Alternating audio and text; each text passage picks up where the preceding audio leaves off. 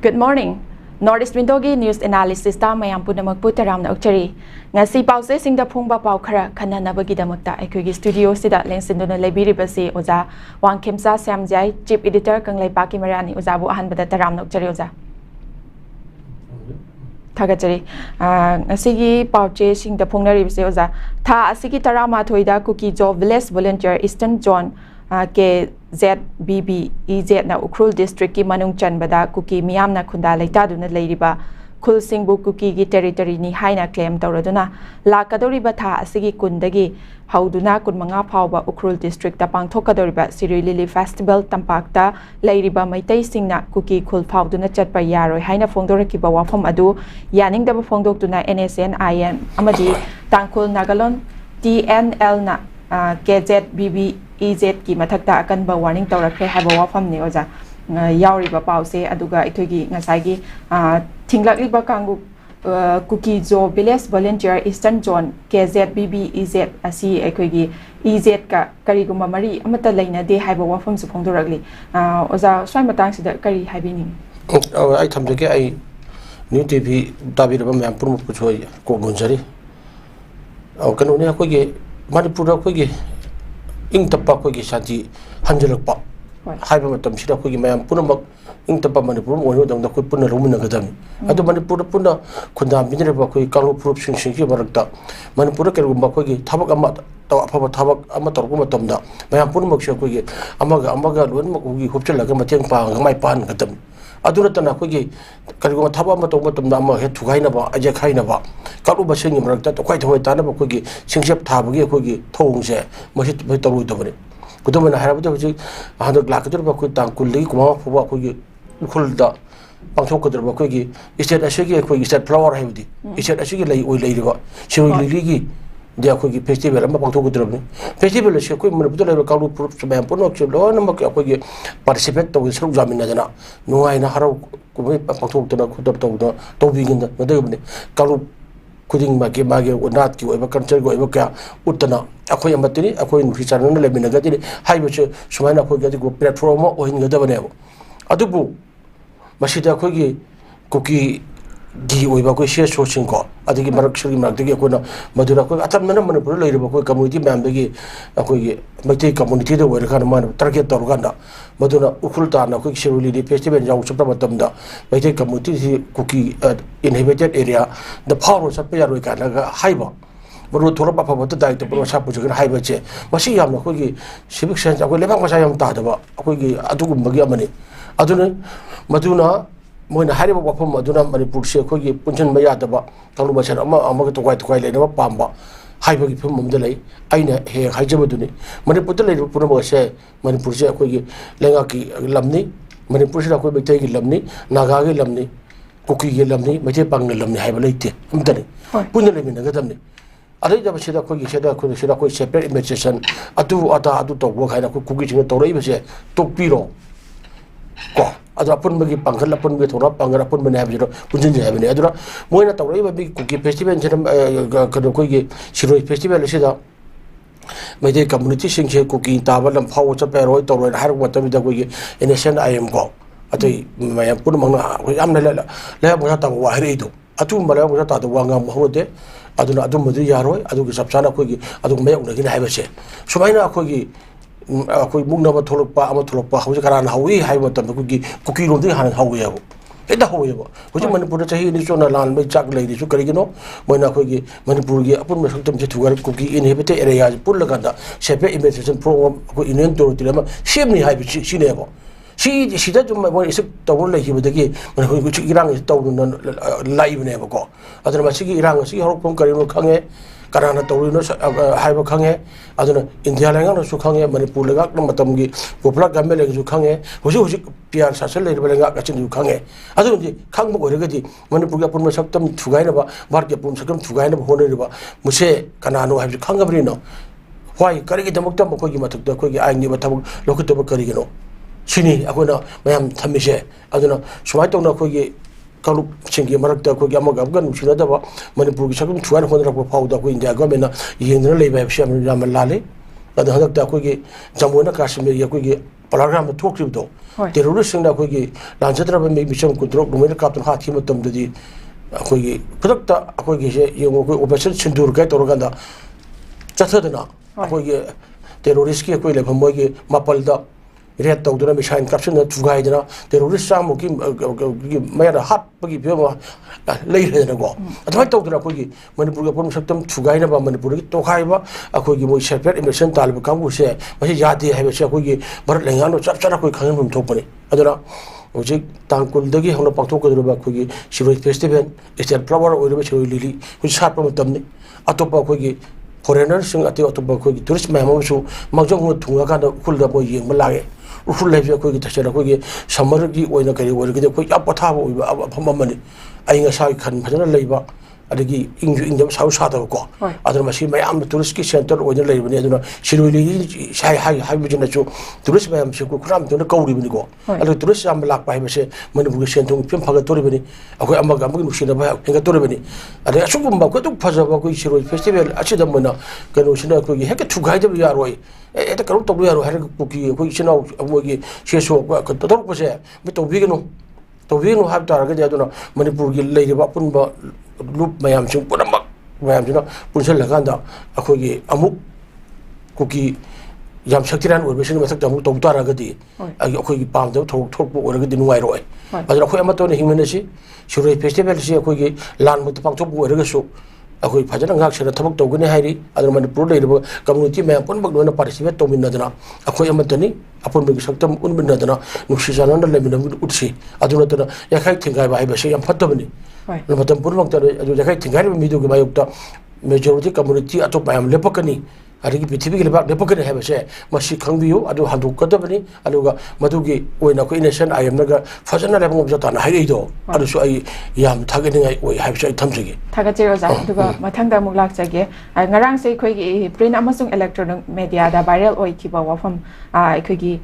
assembly da member manga khaktamak leiriba opposition congress ki MLA singa lengak semning ba MLA sing maru oina BJP gi MLA kharaga I pa phaunare makhoi kharana congress ka phawba khusamnaduna lengak semna hotnari haibu khaknatana ai khoi gi MLA manga leiriba congress party gi president K Megachandra gi mahuta hana gi chief minister amasung congress legislature party gi leader Okram Ibobina mahuchinduna oiragani haibina chingba wafam jingarang viral oi khibani oja viral oi khiba matungda ngasi di amuka ai khoi gi anauba government semna hotna bada BJP MLA sing punkhre biren nataba amabu CM oihanbada yanare haiba BJP ki side tagi wafam phongdorakliba aduga congress ki side tagi na BJP ga pullaga lengak sem gadaba leite haiba wafam sing sengdoknarakli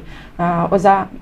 lakchani wafam de myam na huzik pamnari base ko popular government ama chapchana leibudu ne pamli base oza gi oiba bot kari kanoni oza gi ko su ngasi gi local newspaper sinta ko gi 하이리바 매am 이리버 पुरमग도 पाथोपिरे ma'am पुरमग ताबिरे अरे हुजि खाइदगी अखोगी नुंगाइ तिरिबजे करि no हाबदे अखोगी Manipur हुजि अखोई PR accession ले लेबिसि थाहुम फारे अदो मतमदगी योगी BJP की popular government दु अदो मतमदगी अखोई चीफ मिनिस्टर वरम्बा एन बिरेना माना रिजाइनेशन तौखिबदगी पिआ थमखिबने ngase थाहुम फारे को थाहुम फाबगी मनुंग मसिदा कोगी युजगी अकु मणिपुर असेंबली दे कोगी मुथतना एनिमदा सस्पेंड थमन लेरिबो को एनी कोगी लेगा ग सेंबगी तौबी खुदुंग चाबदु अदुम लेरिबनेबो अदु करिगी तबतमा कोगी थाहुम फारबा फाउसुदा कोगी तनुगी बीजेपी की ओरिबो मोगी एमएलए मसक सुना लेगा सेंबगी वचिंग सुना लेरिबिसना मोना लेगा सेंबंगम करिगी no हाइबो ngamdadana mayam wahal fi karigino habidi kaino habidi BJP gi ore MLA singi marak tambo gi ko yapta ti na ko gi lingen mana daba ai si minister oidaba yade ai akore ko gi akoro minister oidaba yade lenga sema taraga so adu mai na ko gi pham paining ba adu ai to mayam so mo yamna leirebo adu mo na leba ki oiba issue da mo thawa yaudre ai gi habina mamang thare adu digi ngasi phawda ko gi अखोई हाने की chief minister बिरेना resign तौर मतुंगदगी अदुम मोगी मरक्तगी अखोई ए नुवाइते को मणिपुर अखोई PR शासन अमल लाकबाइसे अखोई लगा सेबगी तमता अखोई फजना अखोई एमएलए मसिंग सु लेरिको अदुनदी अखोई मयामगी मरक्तगी अखोई लुसिंग मामा चीफ मिनिस्टर ओदम खलसी हाइबदो मोय ngamदेबो मोय ngamदेबो ngamदबदगी मोय चीफ मिनिस्टर ओबो मोय मी मरी चोंथोरे हारे मंगा चोंथोरे हाय लेरे ꯑꯗꯒꯤ ꯑꯃꯨꯛ ꯇꯧꯔꯦ ꯑꯗꯩ ꯍꯥꯟꯅꯒꯤ ꯑꯩꯈꯣꯏ ꯃꯁꯥꯅ ꯑꯩ ꯆꯤꯞ ꯃꯤꯅꯤꯁꯇꯔ ꯑꯣꯏꯕ ꯉꯝꯖꯗ꯭ꯔꯦ ꯔꯤꯖꯥꯏꯟ ꯇꯧꯔꯕ ꯑꯩꯈꯣꯏꯒꯤ ꯑꯦꯛꯁ ꯆꯤꯞ ꯃꯤꯅꯤꯁꯇꯔ ꯕꯤꯔꯦꯟꯒꯤ ꯅꯥꯀꯟꯗ ꯂꯦꯞꯄ ꯑꯃ ꯂꯩꯔꯦ ꯁꯣꯝꯗ ꯈꯔ ꯂꯦꯞꯄ ꯑꯃ ꯂꯩꯔꯦ ꯑꯗꯨ ꯃꯣꯏꯁꯤꯗ ꯆꯤꯡꯈꯥꯏꯅꯔꯤꯉꯩꯗ ꯃꯣꯏꯅ ꯑꯃꯨꯛ ꯂꯩꯕꯥꯛꯀꯤ ꯑꯋꯥꯕ ꯀꯔꯤꯗ ꯔꯤꯂꯤꯐ ꯀꯦꯝꯞꯇ ꯃꯤꯑꯣꯏ 50,000 ꯍꯦꯟꯅ ꯑꯋꯥꯗ ꯂꯩꯔꯤꯕ ꯃꯅꯤꯄꯨꯔ ꯆꯠꯊꯣꯛ ꯆꯠꯁꯤꯟ ꯇꯧꯕ ꯌꯥꯗ ꯂꯩꯔꯤꯕ ꯏꯗꯨꯀꯦꯁꯟ ꯁꯦꯛꯇꯔꯗ ꯏꯀꯣꯅꯣꯃꯤꯗ ꯀꯩꯗ ꯂꯣꯏꯅꯃꯛ ꯆꯠꯊꯗ ꯂꯩꯔꯤꯕꯁꯦ ꯁꯨꯀꯟꯅ ꯈꯟꯗꯗ ꯃꯣꯏ ꯃꯁꯦꯟ ꯐꯝꯃꯨꯅꯕ ꯑꯗꯨ ꯇꯧꯕ ꯂꯩꯕꯗꯒꯤ ꯉꯁꯤꯐꯥꯎ ꯁꯦꯝꯕ ꯉꯝꯗꯗꯅ ꯑꯩꯈꯣꯏꯒꯤ ꯂꯩꯔꯛꯈꯤꯕꯅꯦꯕ ꯃꯣꯏꯅ ꯃꯔꯩꯕꯥꯛ ꯃꯅꯤꯄꯨꯔꯒꯤꯗꯃꯛ khallaba miyang tawda khallaba adagi moina Indian constitution am hoida MLA ma oibagi tawda piriba mathom ngam mayam dum padana baktok pa ngambagi oiragadi sumaina akhoi gi torum moiba aduna masida hu laibedi aina lakshama tamda sumaina sum torupadagi hu opposition ni congress ki mogi mi ma khatani dino adum kamai tawda akhoi gi adudi kamai tawda akhoi gi congress ta torga akhoi ga alaga shamdu no ba aduma sida halaman haibada akhoi gi sanna urok tho lal ba uragasu ui hairun haibado अरु film ने बा सुमी अदु same के हाइटर के कोई के BJP ओरे बा कोई के एमएलए में पुरा मक तो अखोई के कांग्रेस पुन तारे न दिले हां अदु ये यादुरी बराबर वो डबल इंजन ने बसी बोरो कोइना मणिपुर पिया थमगा लेरि करा वाली कई नो सेंटर ना वाली से मणिपुर अखोई के मोय गवर्नर अखोई के बीजेपी के गवर्नमेंट में सेम के तंजा ngai ना अखोई के वाली ने बा अदुने बसी मणिपुर लेबाक बियांग यंगमनते हाबिदि यंगु मखोइना बिरेना हेक अखोई के तौगी रिजाइन तौगी हेक नोवान बगा मोय अलग सेम यारे सेंटर ना हे नोय सी खलो हरगा ना गसिबो मोने सेम दर लेरे जिमना बीजेपी जे दगी छिन इलेक्शन तौ तारगा जो अमु हन अखोगी बीजेपी जे हलरोय मोय खले अखोगी लान मनुंदा अखोगी पाथोखिबा को पार्लियामेंट इलेक्शन जो कांग्रेस ने माइ पाखरना एमपी अनिबा र खुजी ओरि फेम मसिदा अखोगी एसेंबली जे मुथलग इलेक्शन तौ तारगा जो मनपुर अखोगी बीजेपी जे हलरोय मोय खंगेबा मरु बरा तागे मरुइना अदुदि बीजेपी कमा जनो हलकना सेंसी के हाबदा पीआर थमजलगांदा इनवेस्ट ससेंशन तमगादा लेरिक परेबा अदुना सुसो सोदना कोगी पॉपुलर ग्रामेल अमल बीजेपी के ग्रामेल अमल सोदे थमगनी हाबसिदि कोगी सेंटर की मोगी सिंगनल लेरबनेबा अदुना ने कोइना बीजेपी मरु बरा तारमे लुई बीजेपी के लेगा शासन सेमनो कोन लुई मणिपुर लालु समदे कई खंदे मणिपुर में वाजा सुनो हाना चो वा लाइजे बीजेपी लाग आंगम सेंटर ना सेम मंगम दबु तंजा रूम न लेबदिगी अखोई सिदा अखो वारी नेबा अदु हुजि ओरिदि कांग्रेस ना अखोई मोगी पुलगा सरकार सेमने हाबदि उथो ओरोय अथवा अखोई पंगाय हाइना बांगांना बा ओइने जो राजनीति मयाम की राजनीति तौर मयाम की असोनबा मथोबस खंगदम मयाम से अदुगी मयाम गांगना बचे सि थाक्सिबो जौरई नेबा सि थाक्सिबो जौरई न मुदे याम होंगमनि लेबा याबनि अमन हरगा याबनि शक्ति दंगावनि अदुरा पामनि लेबाक मयाम की खंगदमनि हाइबदरा कोई तौरईनेबा अदुनदि होजि लाइबा याम नुंगाइबा अमदि अखोई ओनरबल अखोई कनोगे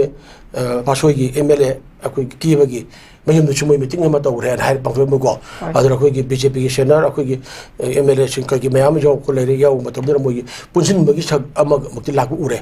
अरे सोना कनसु एमएलए कुमा थोई अमर लैबदो बीजेपी की दो अरे सुमोय को sak mana lendra leiri adu nakal ani maksana ku pusin ma jana bagi mami amade ku chaung lae aduna hanagi ex minister biren natabalu sung bartaba ama khalaga madura ko ma punmak akogi punna sagot mingara khana kogi popular gramel ama sem ba haibida yana bagi akogi mami ma chaung lae habiji nungaye ba me am han ganu no ma akoi machin punjan no mi wonde pulu har no machin pun mangam daba tawgunu adra kasi ko mer puna wadra leire kari no habja rajdi do election de vote character leire ba MLA sing mayam sing ning jan mana dab dagi ai habjana mang tha tham to wari bane habeche hamjini adra hojik athuba matamda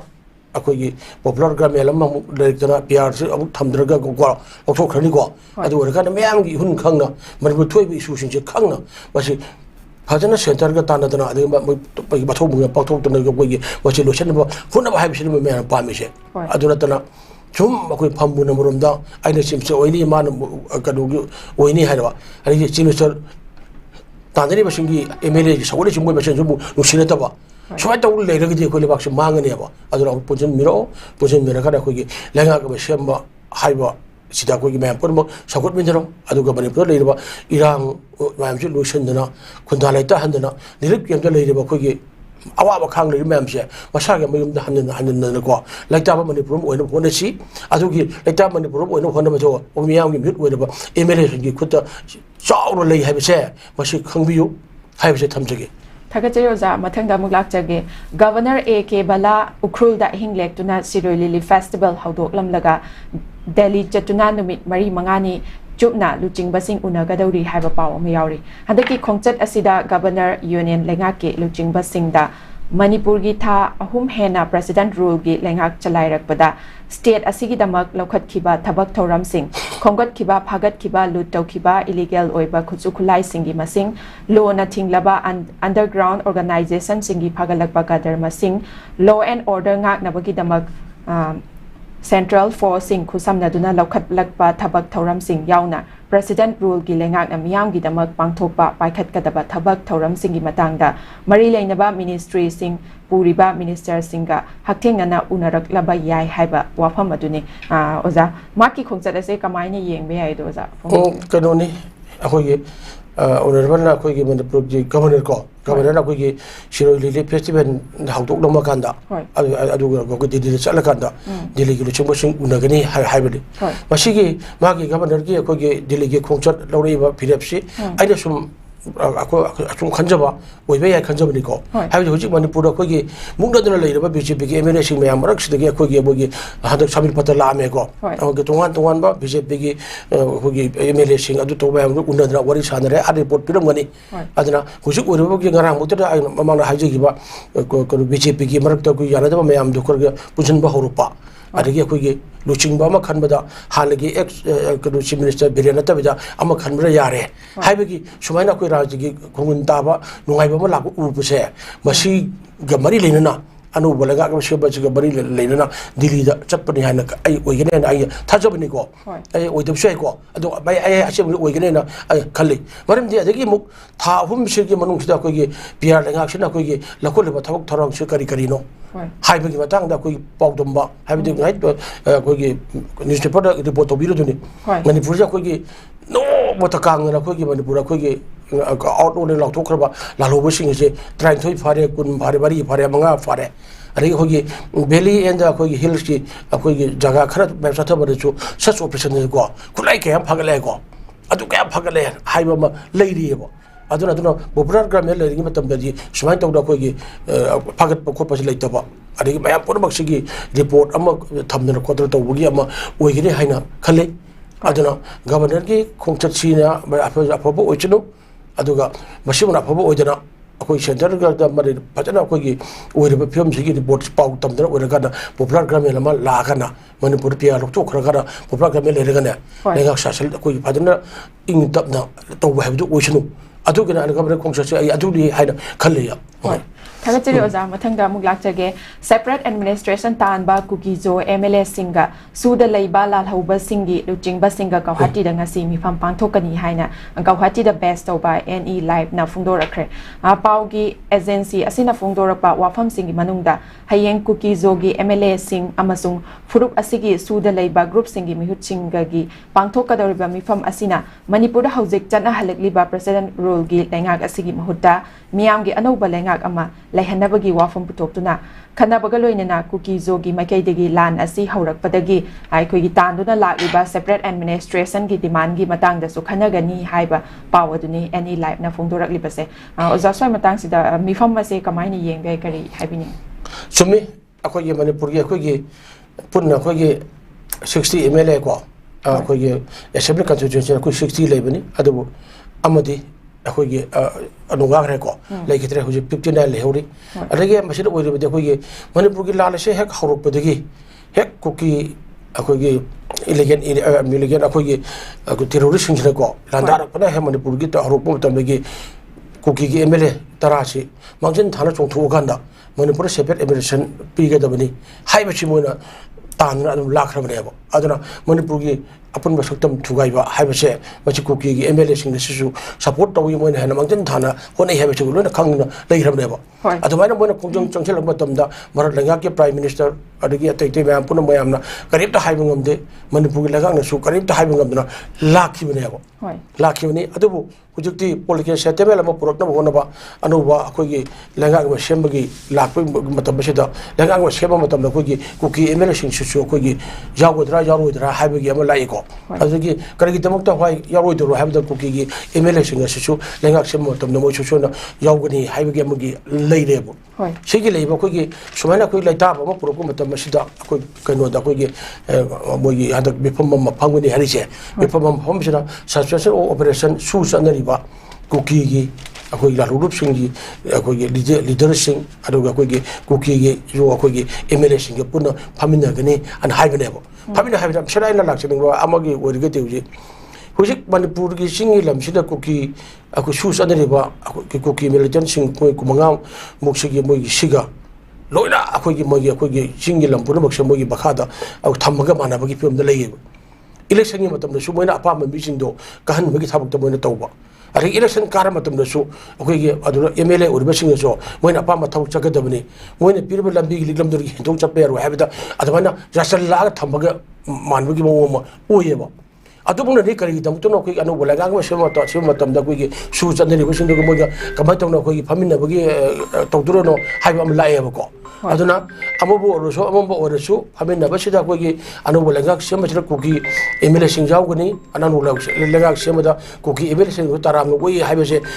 lakh तारगदी याम नुगाइबा अमनेबो अदा जदमु नुगाइतबा अमबो रगदी फमिनबसिदा अखोई Moina हाना तानु लाइबा अखोई separate administration की मतंगदा हौदोकनी अदु हौदोगा अदु खनगनी अदुगा Moina पामिबा separate administration पीदबा यारो हाइबो लागदी यामना अखोई अकाइबा मो ओइदोइनेबा अदुनदी ओइरे फेमसे कनागी दनो हाइबदा भारत लगाकी अखोई ममांगनि तौरिसे हाँ मणिपुर की PR शासन की पारी लगाते हैं अदुना मणिपुर से अपन बचकतम कायदन होने में कनानो मणिपुर अबोसकम थुगान होने से कनानो अदुगा सरकार का अखोई सूच अंदरिबा अखोई कुकी लरुरूप सिंह की मुगी मोई मयाम की तौरी मायबिनो चुमरा चुमदबरा लेगाक से मुसुमो यावबा ग्रामीण से मुसुमो यावबा थुगाय मुसुमो यावबा हाँ सेपी मिशन तान बसु मांगन था चटपा हाइब करीनो अदुना सुदा लेरिबा अखोई कुकी अखोई मिलिटेंट सिंह मयाम पुनम असे मसे अखोई जाचल लाक्त्रबा सगोन गुमनको थाथोक तुन तमदि यारो अदुना मोइना तरुसे सुगे ग्राउंड नुगाना चलीबरा हाइबदो यामन मॉनिटर तौजिगा का मोइना मोगी अदु ग्राउंड नुगी पेरंगांग चलहन दोनेबा अदुना तन मोइना हिरम खुदिमुक मो याव याते मो यावगनी हाइबा लाक तारगदी अखोई मसे अखोई इरांग से अखोई नेमुदुगी अमदर लाक्तोइनेबा लोचनगा मोदुग लाक्तोइनेबा हजिसे सेपरेट एडमिनिस्ट्रेशन पीगदमेन अखोई सुंगा यारोयना मोइ हाइरो हाँ अदु हजिसे अमित शाह अखोई उनरबन अखोई यूनिफॉर्म मिनिस्टर नि मोइ तालबे करोगे सेपरेट एडमिनिस्ट्रेशन पिरोइ खोलोइना हाइदे हाइरेगो अदु बंगने अदु जे भारत के तवा तंगमा लेबे स्टेशन के सेपरेट खर चावबा अखोई फुरुप अमना मोइ तारिदुगे आई सेपरेट एडमिनिस्ट्रेशन पिउ हाइ पीगदराबो हा बॉम्बे ने खर चावबा अखोई फुरुप अमना सेपरेट एडमिनिस्ट्रेशन पिउ हाइ पीगदराबो अदर वन नेशन हाइबा मदम आइडिया ऑफ मणिपुर हाइबदो अदगी आइडिया ऑफ इंडिया हाइबदो काइदोरिनेबो अदर मसी येंगो अदुगा भारत सरकार की मियंग करिनो हाइबचे यामुन्ना कोइ जंग थोबने अदर भारत सरकार मणिपुर येंगो मियंग करिनो मोइ सादरे बलांस करिनो हाइबचे अखोइ लंगानो सिनो फदना कोइ जंग थोबनेबो अदुना मोइना हायं पांथोक कदरिबा मिफम से माइ पाक ओइसनो माइ पाक बजुदा अखोइ अनोब लंगांग सेमदा कुकी MLA सिंग यावगनी अदर यावरगा सेंगनी हाइबा अदु मोइना अदुदि यानो फरे अदुना तब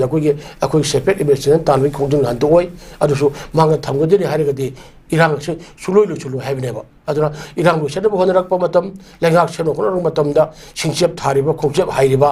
अरगी कनानो हाइबदो भारत लेंगाक की मांग सेंग तायदनको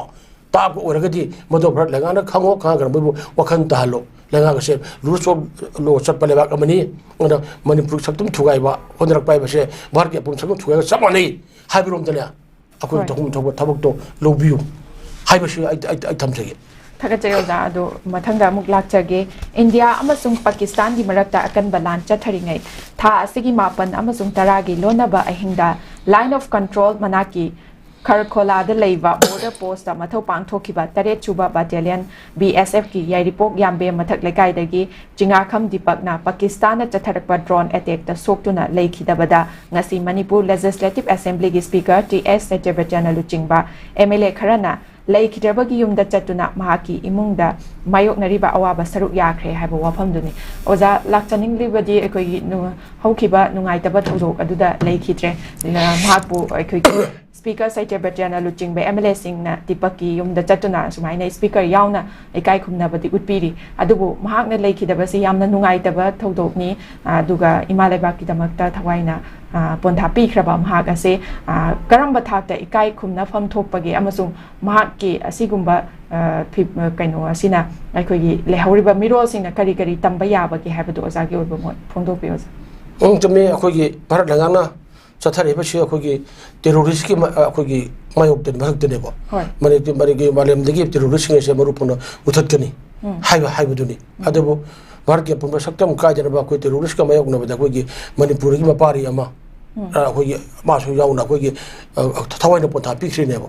ꯑꯗꯨꯕꯨ ꯀꯔꯤꯒꯤꯗꯃꯛꯇꯅꯣ ꯚꯥꯔꯠꯀꯤ ꯑꯄꯨꯟꯕ ꯁꯛꯇꯝ ꯀꯥꯏꯕ ꯌꯥꯔꯣꯏ ꯇꯦꯔꯣꯔꯤꯁꯁꯤꯡꯁꯤꯅ ꯑꯩꯈꯣꯏꯒꯤ ꯃꯣꯏ ꯃꯨꯊꯠꯅꯕꯗ ꯌꯥꯎꯔꯤꯅꯦꯕ ꯑꯗꯨꯅꯗꯤ ꯃꯥꯒꯤ ꯑꯣꯏꯔꯤꯕ ꯃꯥꯒꯤ ꯆꯍꯤ 22 ꯁꯨꯔꯤꯕ ꯀꯣ ꯅꯧꯔꯤꯕ ꯑꯩꯈꯣꯏꯒꯤ ꯑꯃꯅ ꯃꯔꯤꯕ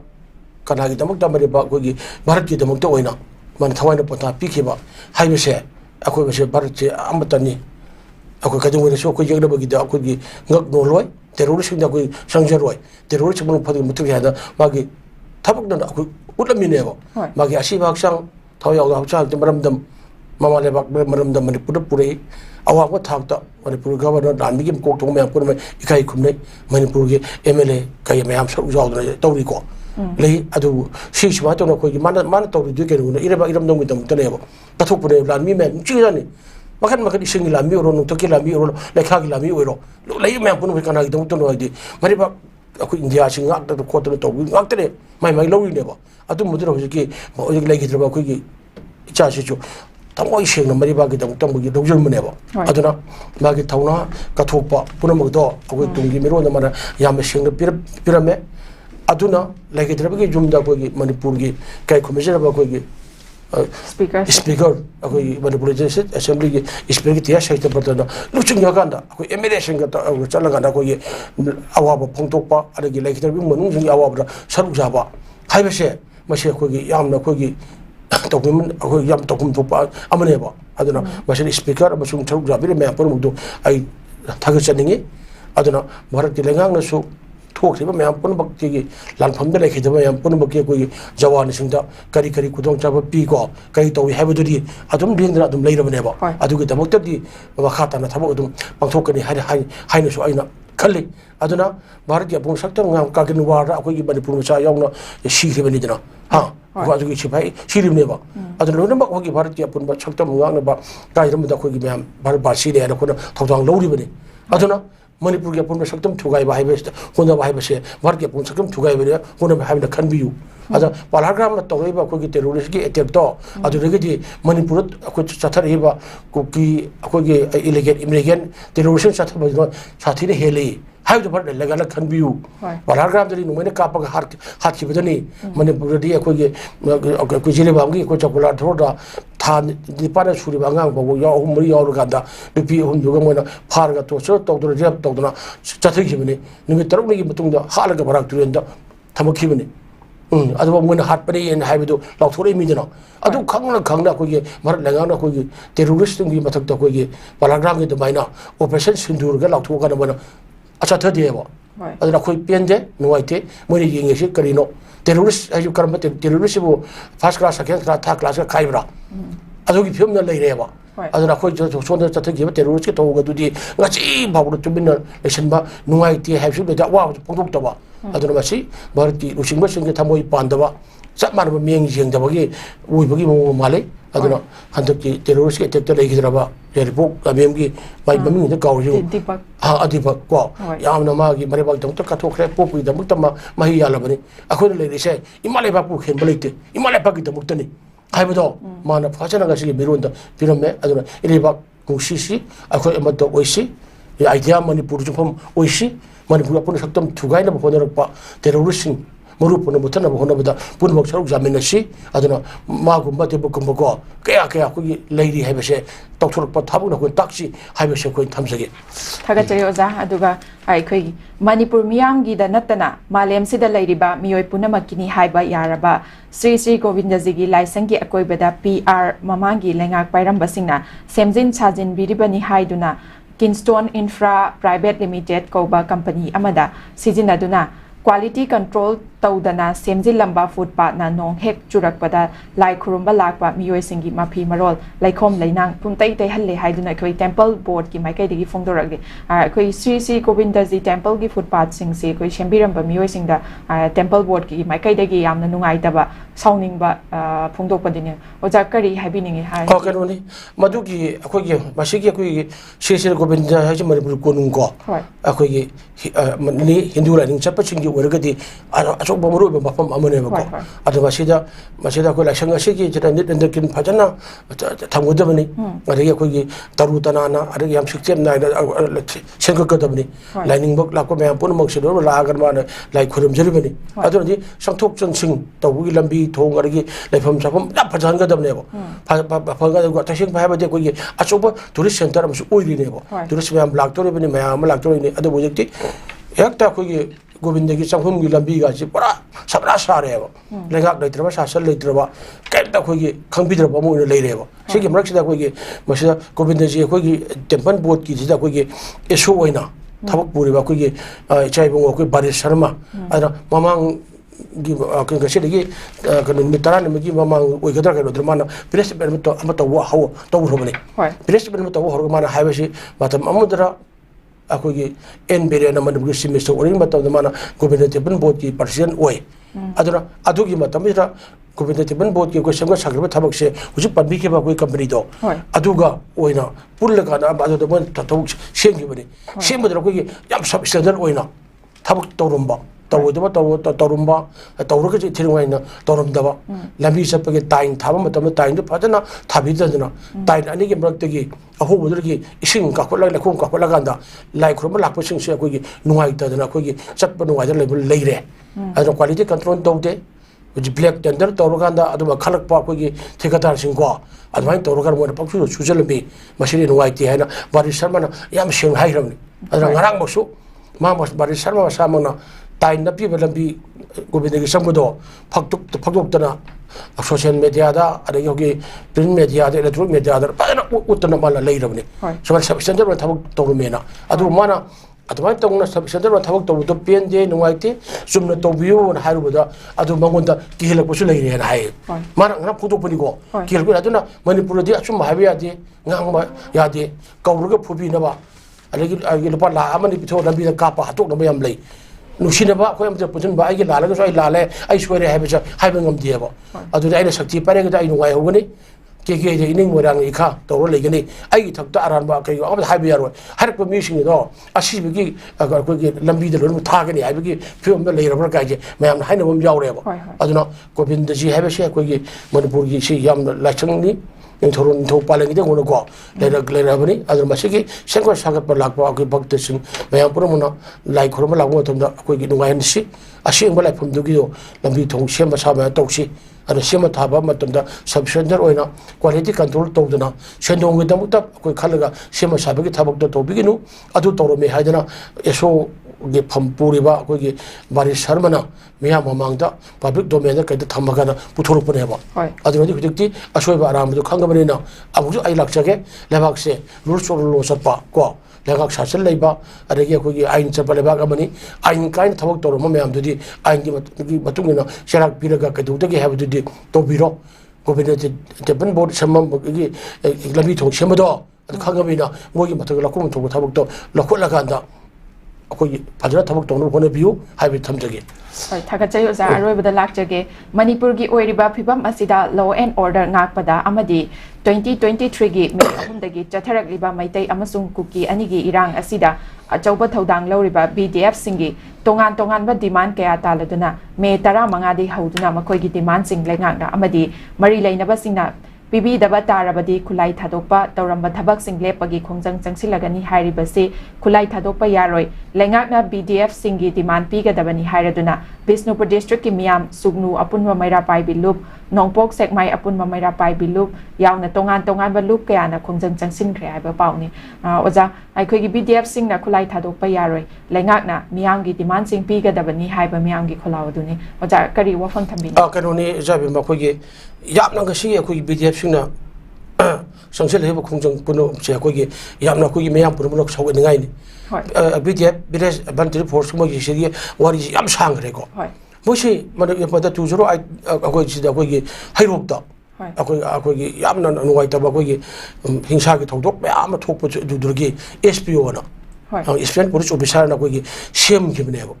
ꯀꯔꯤꯒꯤ ꯉꯥꯛꯅꯕ ꯃꯇꯝꯗ ꯑꯗꯨꯕꯨ ꯃꯗꯨ ꯃꯇꯨꯡꯗꯒꯤꯗꯤ SPOꯗꯣ ꯑꯩꯈꯣꯏ ꯚꯤꯂꯦꯖ ꯚꯣꯂꯨꯟꯇꯔꯤ ꯐꯣꯔꯁ ꯑꯅ ꯑꯩꯈꯣꯏꯒꯤ BDF ꯑꯣꯟꯈꯤꯕꯅꯦꯕ BDF ꯑꯣꯜꯂꯒ BDFꯁꯤ ꯂꯧꯈꯤꯕꯅꯤ ꯂꯧꯈꯤꯕꯗꯒꯤ ꯄꯨꯟꯅ ꯍꯧꯖꯤꯛ ꯐꯥꯎꯗ BDFꯁꯤ 10,000ꯒ ꯑꯩꯈꯣꯏꯒꯤ 900ꯃꯨꯛ ꯁꯨꯔꯕꯅꯦ ꯁꯨꯕꯁꯤꯗ ꯑꯩꯈꯣꯏꯒꯤ BDFꯁꯤ ꯂꯧꯈꯤꯕꯗꯒꯤ ꯀꯃꯥꯏꯅ ꯇꯧꯏ ꯍꯥꯏꯕꯗ ꯃꯣꯏꯁꯦ ꯃꯣꯏꯒꯤ ꯈꯨꯠꯂꯧꯁꯤ ꯀꯃꯥꯏꯅ ꯂꯧꯏ ꯍꯥꯏꯅ ꯃꯣꯏꯁꯦ ꯑꯩꯈꯣꯏꯒꯤ ꯀꯣꯟꯇ꯭ꯔꯦꯛꯀꯤ ꯋꯥꯁꯨ ꯅꯠꯇꯕꯤꯗ ꯑꯃꯒꯤ ꯋꯥꯁꯨ ꯅꯠꯇꯕꯤꯗꯀꯣ ꯂꯧꯁꯤꯟꯈ꯭ꯔꯦ ꯃꯣꯏꯅ ꯂꯧꯔꯤꯁꯤ ꯀꯩꯅꯣ ꯍꯥꯏꯕꯗ ꯑꯩꯈꯣꯏꯒꯤ ꯄꯨꯂꯤꯁ ꯑꯦꯛ 18 ꯀꯣ ꯄꯨꯂꯤꯁ ꯑꯦꯛ 1/61ꯒꯤ ꯁꯦꯛꯁꯟ 18ꯒꯤ ꯃꯈꯥꯗ ꯂꯧꯈꯤꯕꯅꯦꯕ ꯑꯗꯨ ꯃꯣꯏꯅ ꯑꯦꯛꯁꯤ ꯂꯧꯈꯤꯕ ꯃꯇꯝꯗ ꯑꯩꯈꯣꯏꯒꯤ ꯄꯨꯂꯤꯁ ꯄꯥꯔꯁꯣꯅꯦꯜ ꯑꯃ ꯑꯩꯈꯣꯏꯒꯤ ꯑꯃꯅ ꯐꯪꯐꯝ ꯊꯣꯛꯄ ꯃꯣꯏ ꯄꯤꯔꯤꯕ ꯃꯤꯒ ꯆꯞ ꯃꯥꯟꯅꯅ ꯃꯣꯏ ꯇꯧꯒꯅꯤ ꯍꯥꯏꯕꯅꯦꯕ ꯑꯗꯨꯕꯨ ꯍꯦꯛ BDFꯁꯤ ꯍꯦꯛ ꯂꯧꯈꯤꯕꯗꯒꯤ ꯀꯩꯗꯧꯏ ꯍꯥꯏꯔꯕꯗꯗꯤ ꯃꯣꯏꯅ ꯑꯣꯅꯔꯤꯌꯝ ꯑꯣꯏꯅ ꯇꯧꯔꯒ ꯂꯨꯄꯥ 3,500 ꯈꯛꯇ ꯐꯪꯉꯒ ꯂꯥꯛꯏꯅꯦꯕ ꯑꯗꯒꯤ ꯃꯊꯪ ꯁꯨꯝ ꯇꯛꯅ ꯂꯥꯛꯄꯗ ꯉꯁꯤꯗꯤ ꯂꯨꯄꯥ 10,10,900ꯁꯤ ꯌꯧꯔꯦꯕ ꯑꯗꯣ ꯂꯨꯄꯥ 10,10,900ꯒꯤ ꯑꯩꯈꯣꯏ 900ꯁꯤꯅ ꯀꯃꯥꯏꯅ ꯇꯧꯅ ꯑꯩꯈꯣꯏꯒꯤ ꯃꯇꯝ ꯑꯩꯈꯣꯏꯒꯤ ꯏꯃꯨꯡ ꯄꯨꯕ ꯉꯝꯗꯣꯔꯤꯕꯅꯣꯕ ꯑꯗꯨꯒ ꯃꯣꯏꯒꯤ ꯗ꯭ꯌꯨꯇꯤꯗ ꯀꯩꯅꯣ 24 ꯑꯋꯥꯔ ꯆꯞ ꯆꯥꯅ ꯄꯨꯂꯤꯁ ꯄꯥꯔꯁꯣꯅꯦꯜ ꯑꯃꯒ MR ꯄꯥꯔꯁꯣꯅꯦꯜ ꯑꯃꯒ IBR ꯄꯥꯔꯁꯣꯅꯦल ꯑꯃꯒ ꯆꯞ ꯆꯥꯅ ꯃꯣꯏ ꯑꯩꯈꯣꯏ ꯊꯕꯛꯁꯤ ꯑꯩꯈꯣꯏꯅ ꯇꯧꯋꯦꯕ ꯃꯣꯏꯒꯤ ꯏꯃꯨꯡ ꯃꯅꯨꯡ ꯑꯩꯈꯣꯏꯒꯤ ꯏꯃꯨꯡ ꯃꯅꯨꯡ ꯃꯇꯨ ꯃꯆꯥ ꯀꯩ ꯂꯣꯏ ꯄꯨꯗꯅ ꯂꯩꯔꯕꯅꯦꯕ ꯑꯗꯨ ꯃꯣꯏꯗ ꯏꯁꯨ ꯇꯧꯕ ꯈꯣꯡꯎꯞ ꯕꯨꯠ ꯑꯗꯒꯤ ꯐꯤꯔꯣꯟ ꯀꯣ ꯑꯗꯒꯤ ꯈꯨꯠꯂꯥꯏ ꯅꯨꯡꯂꯥꯏ ꯑꯐꯕ ꯄꯥꯏꯍꯟꯗꯕ ꯑꯗꯨꯅ ꯃꯅꯤꯄꯨꯔꯗ ꯆꯍꯤ 2 ꯁꯨꯔꯕ ꯑꯩꯈꯣꯏ ꯏꯔꯥꯡ ꯑꯀꯟꯕ ꯏꯔꯥꯡꯁꯤ ꯃꯇꯝꯗ ꯃꯤꯒꯤ ꯌꯥꯝꯅ ꯁꯤ ꯔꯦꯗ ꯖꯣꯟ ꯑꯗꯒꯤ ꯑꯩꯈꯣꯏꯒꯤ ꯌꯥꯝꯅ ꯂꯩꯕ ꯖꯒꯥ ꯃꯌꯥꯝꯁꯤꯗꯀꯣ ꯃꯣꯏꯁꯤ ड्यूटी तार थारीब ड्यूटी ताब ले मोई अफब खुलाई पीदे अफब खोंगुप तोहंदे अदगी बंकर फजने सेमबीदे को फजना मोइसिना मोइ सीब यावरे वार ऑफ ड्रग अखोई चांद्रेन तौदना सीरे थवाने में सीरे अदगी अखोई हाइदरकना मोइरांग मखा हाइदरकना अदजु तुमना कापीदना अमु सीरे यामना साना अखोई मादे तुम बचो बचोकना ट्रैफिक पुलिस के लोइना तौदना जावरिबा अमनेबो अदो मसे ngसाई मोइबु लौगिबा एक अद रूल दो को भाइब्रेट तौरकांदा मोइसे अखोई मोइ पिहुम थोक मोइ ओनरियम अरि पुरबक से मोइ पिबिदना थमगा लेरेबो अरि मोना सही खुदिंग मोइसे एक्सटेंशन तौबि सोइना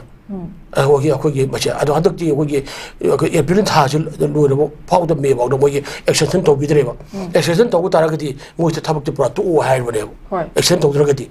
अदो हुजि फाउद एक्सटेंशन तौबिद्रि अदो ओजन मोइ ओनरियम फंगना हुजि लैरि अदो हुजि मोइ थबक तौबदि मोइ मतौदि 24 आवर थबक अदम तौदना कोइ लैरिबो अदो मसेगी मोइ लौखिबा एक इन रूल की ओइरबि भाइब्रेट तौरगादा मोइ पुरामक human right fundamental right ko athai ma jim batga leibnebo adara moi sing tara gi imung nong adu mat ware moi ware bo to pali sing tara na kamai tawna imung no manage tawdo no masala muk tandur ana ge bu ya ware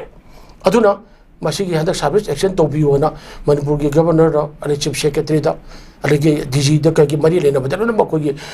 bdf wan fair ko gi employment ko gi association gi ma ge gi मरी लेने चेचांग पीबीरगसु ngasi भाव मोगी service extend तौबिदन लेरियेबो सि लेरियेबो लेबदुरदि बीजेप सिंगसना मोय ngasi दगी अखु पुंग तरुक तगी हौरगा न मोगी pen down तौरगनी आम down तौरगनी हाइबसि सि अखुगी सि लाखि बनेबो लाखबदुर मणिपुर म्याम सिगी मामा ओइरिबि सिंग अते बया पुल बखरगे मोगी थमोइसे अखोइ नुवाइतबो ओइरेबो बीजेप लौरिबा मिगी याम बार जगह दा मैम लौरिबसि मोय मथौ थादोइबा मैम पुल मक्से सि खंबिदना मणिपुर लागा जिंग मेंसे करिनो हाइबदुर कनि लेकाइ खुदिंग दि हौरा kana मोय फजना अखोइ यांगन थोको पदो फंगंगदबनि को सरकार मोय जिंगदबनि मोय खुलाई थादोकपा अमसुंग अखोइ पेंदान तोबो यारोय मोइदा चाप चाप पिम थोक मैंने पिबिगदबनेना सि हौरकपनेबो अदो मियामगी खोलाउदि सोरु खोलाउदि अदो मियाम पुरम हौरकपैसे येंगु अदो मणिपुरदि सोथरबा अखोइगी सेक्शन खरना क्या वारी कमन तौरि हाइजे मानसिगी मोइ वाइजेस फाव मोइजे डेली वाइजेस फंगद्रि मास्टर रोंदा अदुदा फंग पिरिबा फंगदेबो सुमगी तमता पालिसिंग अखोइगी ओनरिम अखोइगी सि ओइना यावसिजु रसन मनि यावरगादा अदो मोइ यातिना वारे बीजेप सिंगिने हाइदना लाइक तमदा अखोइगे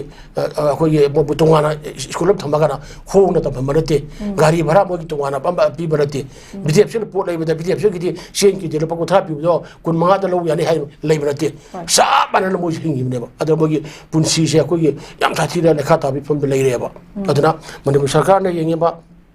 वागी बीजेप की रिक्रूटमेंट रूल की पुलिस के एक 1961 की को सेक्शन 18 दा अखोइ से इम्प्लीमेंट तौबा अरे PDF की सिंह कोई तरफ से हेंगत पा सीने भाई जे सब चल पीपी बसीने बा अदुननी अखोई गसी मयाम हौदो तो चंगे लेजे अदुना मणिपुर लगा अरे मयाम पुन मंगसु मसिगी अचुम इहो सिदि अखोइना मतेंग पांपीबा ताई सगुतपीबा ताई हाइबसे आई थमजगे अदुना तरगदि BDF सिंह से पुंग 24 आवर से मोगी मथौ चप तहलगा दा लांगने बिरगा मोगी मोय लांगने बदिगी मोय इमुंग मनु मचा मसु बया पुन मंगसु से लेखा ता उदोरी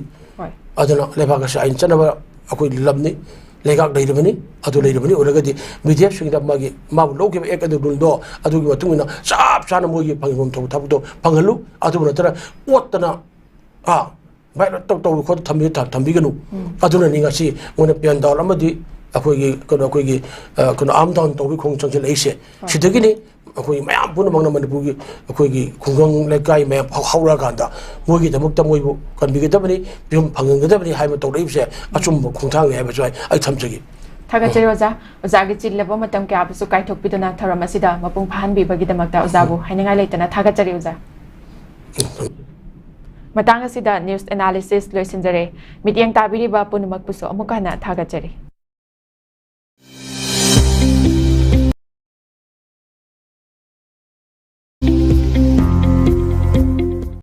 Welcome to Uttaranchal University.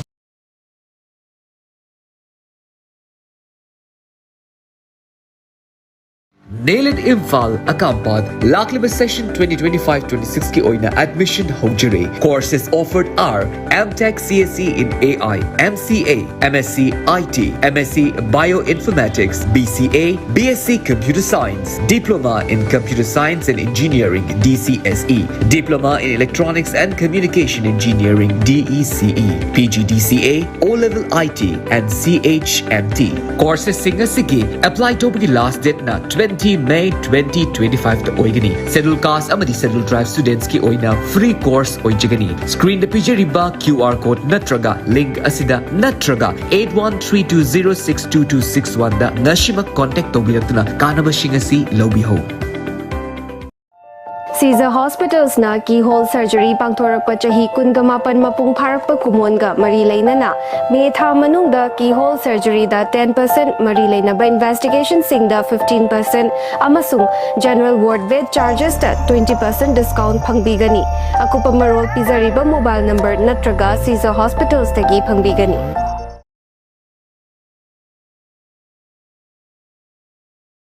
Step into the realm of Assam Downtown University, where we encourage success, experience the pinnacle of academic excellence, and live your best days.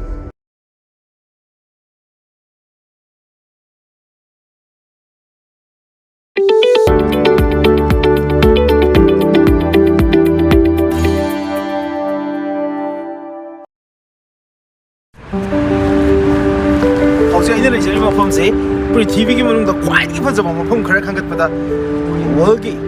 Iconic अमदी हिस्टोरिकल ट्रैवलर अमो इखिबा इब्ने बतुताना मागी ट्रैवल्स ऑफ इब्ने बतुतादा the magnificent city of the world हायरंबा Samarkand हाबे सिटी दनी हौजिक सियाम इंगे -2 डिग्री सेल्सियस नि हौजो एकुल लेबसे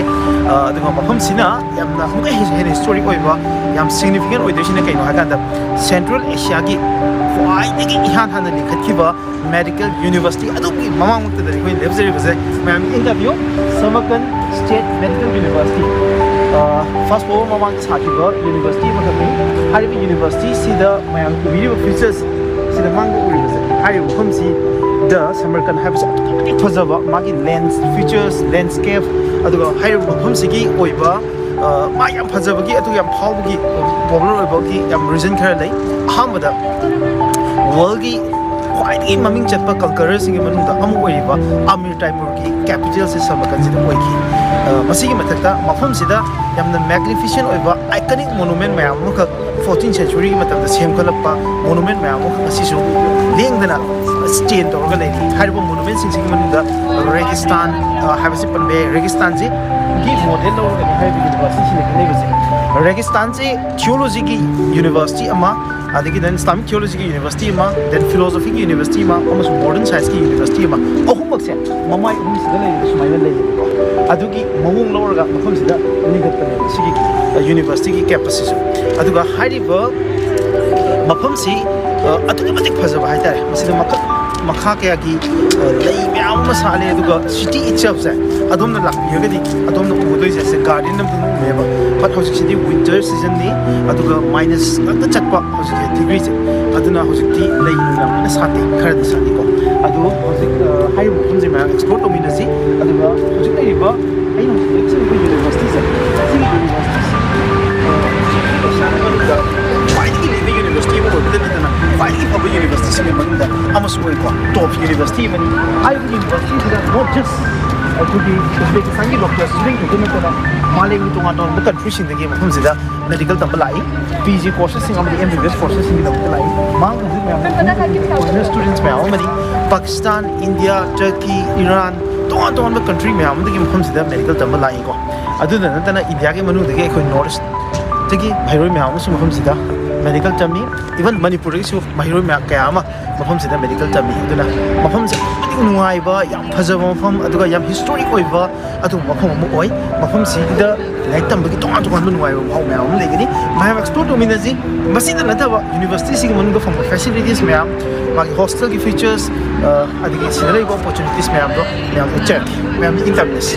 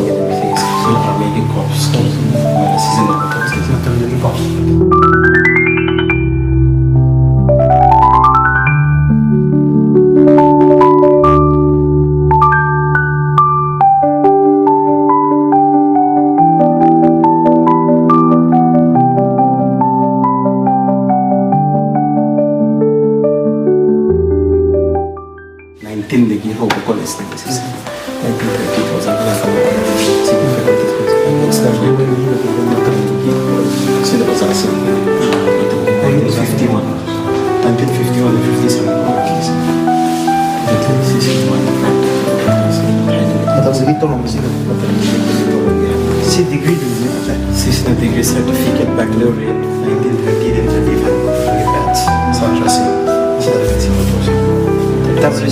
Tourist Institute Sarmakanta Institute Sengi Irambasi Lake Larry Iram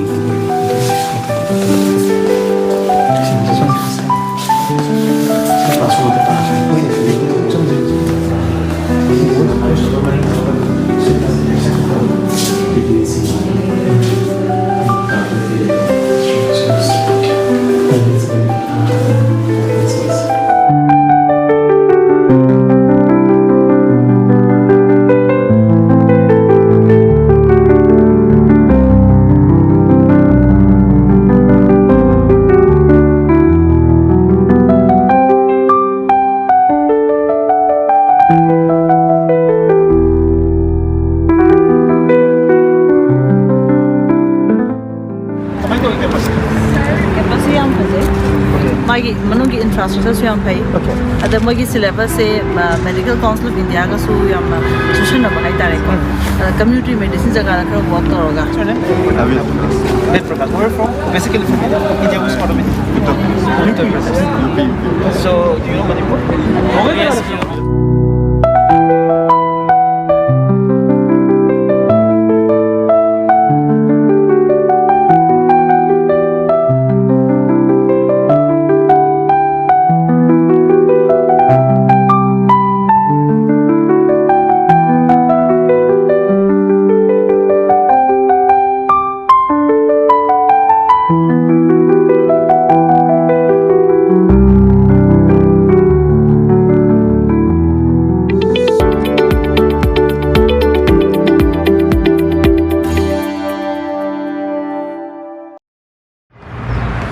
ꯑꯩꯈꯣꯏꯅ ꯍꯧꯖꯤꯛ ꯂꯩꯔꯤꯕ ꯃꯐꯝꯁꯤ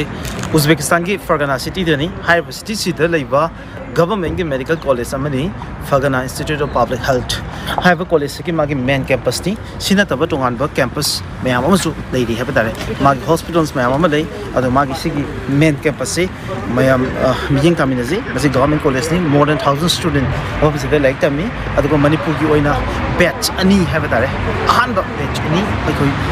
Phagana Institute of Public Health लेरे फर्स्ट ईयर स्टूडेंट अमदी सेकंड ईयर स्टूडेंट मैम अमो मसी तोंगान हॉस्टल सिंदा लेरेगा महिरो के आमा लाइक तमी मनुंग सिदा कई फीचर्स अमदी अपॉर्चुनिटी लेक भाने